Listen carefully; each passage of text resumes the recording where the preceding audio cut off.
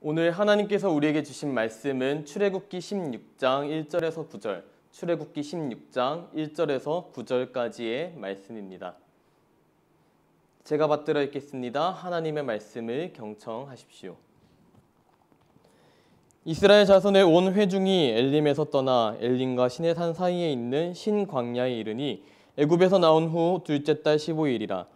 이스라엘 자손 온 회중이 그 광야에서 모세와 아론을 원망하여 이스라엘 자손이 그들에게 이르되 우리가 애굽 땅에서 고기 가마 곁에 앉아 있던 때와 떡을 배불리 먹던 때에 여호와의 손에 죽었더라면 좋았을 것을 너희가 이 광야로 우리를 인도해 내어 이 온 회중이 죽여 죽게 하는도다. 그때 여호와께서 모세에게 이르시되 보라, 내가 너희를 위하여 하늘에서 양식을 비같이 내리리니 백성이 나가서 일용할 것을 날마다 거둘 것이라. 이같이 하여 그들이 내 율법을 준행하나 아니하나 내가 시험하리라. 여섯째 날에는 그들이 그 거둔 것을 준비할지니 날마다 거두던 것에 갑절이 되리라. 모세와 아론이 온 이스라엘 자손에게 이르되 저녁이 되면 너희가 여호와께서 너희를 애굽 땅에서 인도하여 내셨음을 알 것이요 아침에는 너희가 여호와의 영광을 보리니 이는 여호와께서 너희가 자기를 향하여 원망함을 들으셨음이라. 우리가 누구이기에 너희가 우리에게 대하여 원망하느냐. 모세가 또 이르되 여호와께서 저녁에는 너희에게 고기를 주어 먹이시고 아침에는 떡으로 배불리시리니 이는 여호와께서 자기를 향하여 너희가 원망하는 그 말을 들으셨음이라. 우리가 누구냐. 너희의 원망은 우리를 향하여 함이 아니요 여호와를 향하여 함이로다. 모세가 또 아론에게 이르되 이스라엘 자손의 온 회중에게 말하기를 여호와께 가까이 나아오라. 여호와께서 너희의 원망함을 들으셨느니라 하라. 아멘. 때를 써보신 적 있으신지요? 다 큰 어른들 앞에서 때를 쓴다 라는 이런 표현이 참 쉽지 않긴 하지만 고집 부렸던 기억을 떠올려 보시면 조금 더 좋을 것 같습니다. 때의 기원은 울음으로 모든 의견을 제시하던 아주 어린 시절로 거슬러 올라갑니다. 울면 밥을 주고 울면 잠을 재워주고 울면 항상 나와 함께 있어 주던 아주 어린 그 시절, 아기는 깨닫습니다. 울면 주는구나. 이 눈물에 아기가 있을까요? 아닙니다. 생존에 가장 필요한 욕구대로 아주 충실하게 부모님에게 요청하고 있는 것입니다.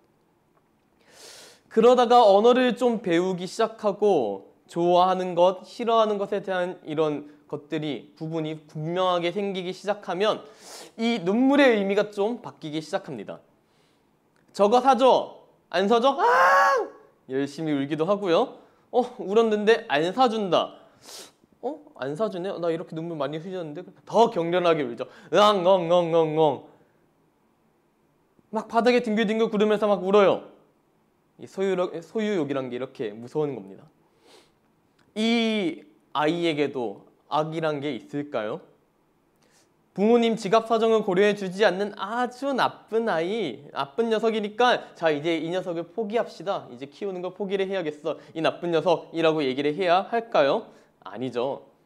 애니까 어떻게 해야 할까요? 달래도 보고 다음에 사줄게 하기도 하고 다른 아이템 이거 말고 저걸로 사줄게 유혹해 보기도 하죠. 그러다가 이 아이가 지칠 기미가 보이지 않으면 최후의 수단 뭐가 있나요? 엄마 아빠 간다. 거기서 울어. 실컷 울어. 하고 떠나고 나면 이 어린아이의 인내심이 얼마나 얕은지 확인할 수 있게 되기도 합니다. 자, 그 아이가 이제 훌쩍 커서 30살이 되었습니다. 그런데 3살적 버릇을 못 버리고 나 집 사줘, 나 차 사줘 하면서 운다면, 울고불고 바닥에 뒹굴고 있다면 머리가 좀 많이 아플 것 같습니다. 나이를 좀 먹었으면 이쯤 되면 때를 써야 될 게 있고 때를 써서 되는 게 있고 아닌 게 있다는 걸 알아야 하는데 그렇지 못하다면 좀 머리가 아픈 좀 미숙한 상태라고 이야기를 하게 됩니다. 이쯤 되었으면 때를 써서 얻는 것이 아니라 사회의 방법으로, 사회에 합당한 방식으로 그것들을 얻어내야 합니다. 어린아이의 방식이었던 떼쓰기, 징징징징 울었던 것에서 사회에서 통용되는 어른의 방식으로 점점 성장해 가는 것, 이 과정을 우리는 사회화라고 말하고 있습니다. 이런 사회화 과정은 어린 시절에 다 끝나는 것처럼 보이긴 하지만 사실은 평생 동안 지속되는 일련의 과정이라고 이야기합니다. 떼쓰는 건 어린 시절에 다 졸업하고 나온 줄 알았는데 새로운 상황, 새로운 사회를 마주하게 되었을 때 그 사회에 적응하지 못하고 예전의 방식대로 살게 된다면 그게 떼쓰는 것과 다를 게 없다라는 것입니다. 다 큰 어른이 떼를 쓸 순 없잖아요. 그래서 새로운 사회에 적응하려고 애를 씁니다. 그런데 이전에 적응했었던 그 삶의 양식, 예전에 살았던 게 너무 익숙한 지 오래되었다면 새로운 방식에 적응하는 일은 참으로 쉽지 않습니다.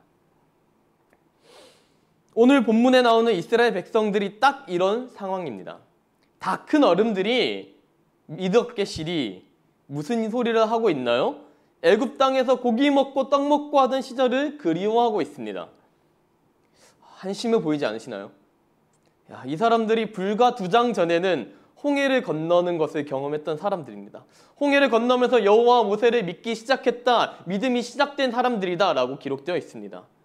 심지어 이 장면 직전에는 쓴물이 달아지는 기적을 경험했습니다.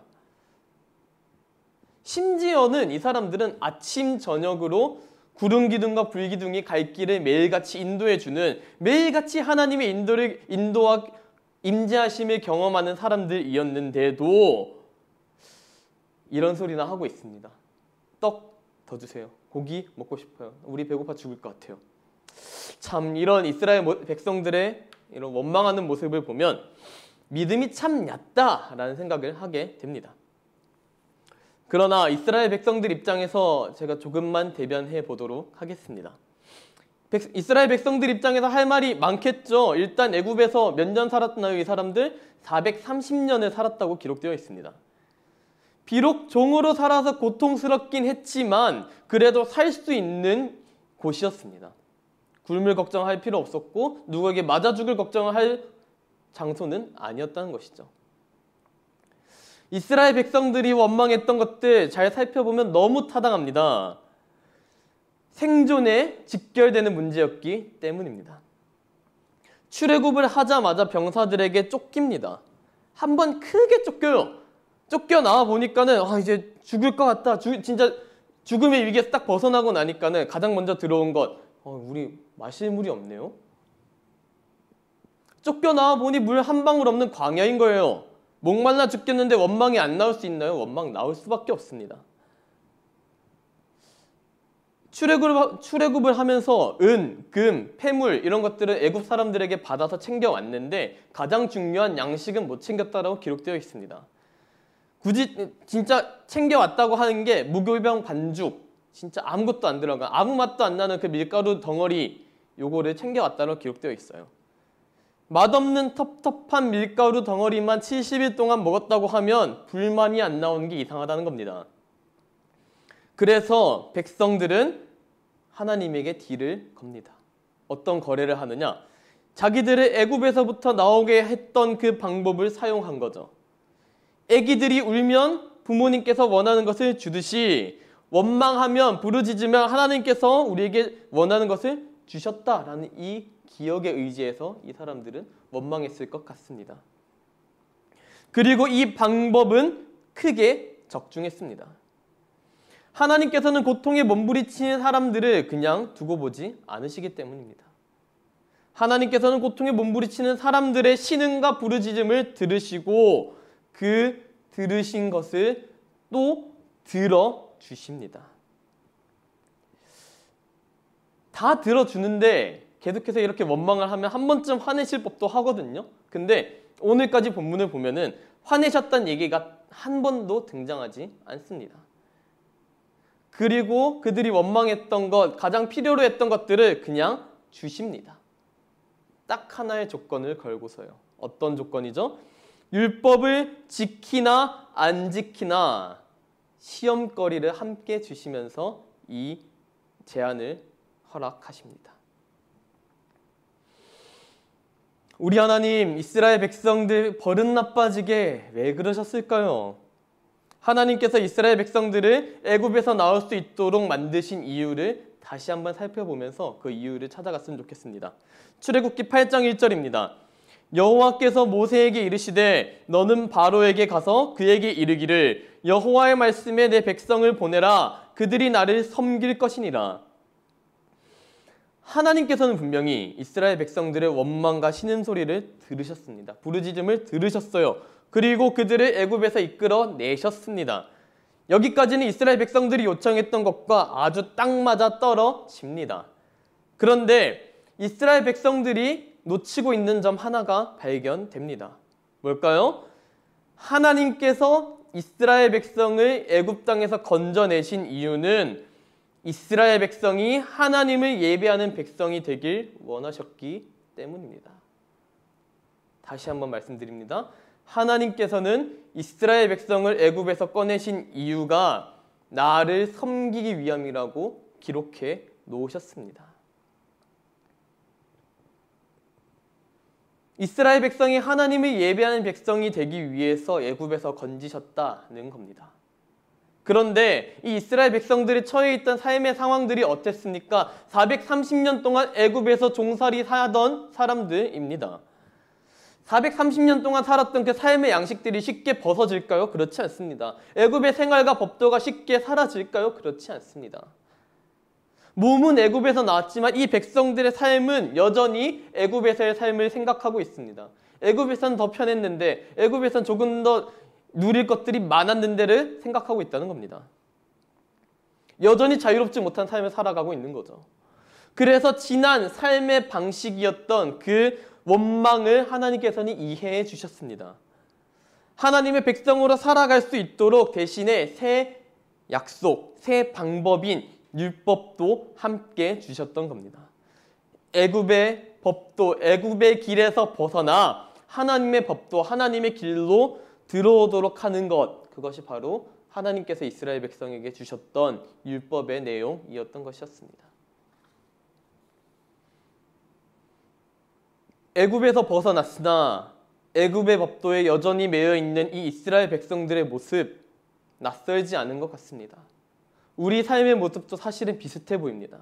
죄에서 자유를 얻었으나 여전히 다른 죄와 세상 법도에 매여 있는 우리의 모습들, 말씀 앞에 드러날 때 우리의 반응은 어떻습니까? 이스라엘 백성들처럼 부르짖고 원망하는 모습으로 나타나기는 합니까? 나타나기라도 하면 참 다행인 겁니다. 부르짖고 원망하는 모습으로 나타난다라고 해서 이건 잘못입니다 라고 말씀드린 게 아니에요. 괜찮습니다. 왜? 하나님께 부르짖고 원망하는 모습 자체가 잘못되었다라고 말씀하지 않기 때문입니다. 그리고 그 부르짖음을 들으시고 그 억압과 고통에서 해방시켜 주시는 것이 하나님의 속성이기 때문에 우리는 하나님께 부르짖고 하나님께 원망함을 토로할 수 있는 것입니다.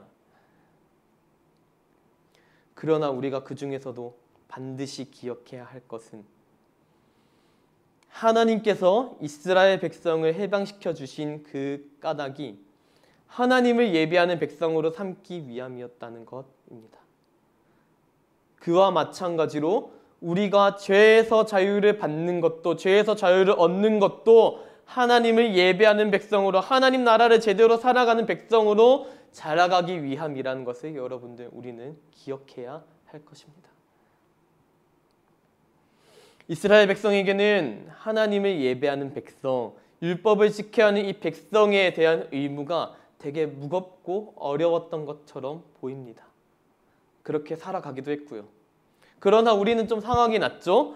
하나님께서 우리를 사랑하시는 마음으로 주셨다는 걸 우리는 압니다. 이 율법의 말씀이 사랑이었구나. 사랑의 마음으로 우리를 사랑하셔서 주신 것이구나라는 걸 우리는 압니다. 그래서 우리가 준비해야 할 것은 그렇게 많지 않습니다. 우리도 사랑하는 응답으로 마주하면 됩니다. 우리 삶 속에 날마다 발견하게 되는 그 구원 사건 속에서 성도로서 살아야 하는 이 삶을 꾸준히 살아낼 수 있는 저와 모든 성도 여러분들 되기를 소망합니다. 함께 기도하시겠습니다. 사랑이신 하나님, 우리를 하나님의 백성으로 불러주셔서 감사합니다. 그러나 이 땅에 속해 있기 때문에 원망하고 부르짖을 수밖에 없는 가혹한 자리를 마주합니다. 그때마다 부르짖는 방향이 하나님을 향해 있기를 원합니다. 그래서 하나님께서 우리의 고통을 보시고 부르짖음을 들으셔서 건져주시기를 원합니다. 이스라엘 백성들의 원망과 불평에도 원하는 것들을 채워주시고 하나님을 예배하는 백성으로 빚어가셨던 것처럼 우리도 구원받은 은혜에 힘입어 하나님을 더 예배하는 성도로 살아갈 수 있도록 우리 매일의 삶 속에 함께해 주시길 소망합니다. 사랑으로 율법을 주셨으니 사랑으로 우리를 사랑하셨으니 사랑으로 응답하는 우리 모든 성도 여러분들 되기를 간구하며 이 모든 말씀 살아계신 우리 주 예수 그리스도의 이름으로 기도드립니다. 아멘.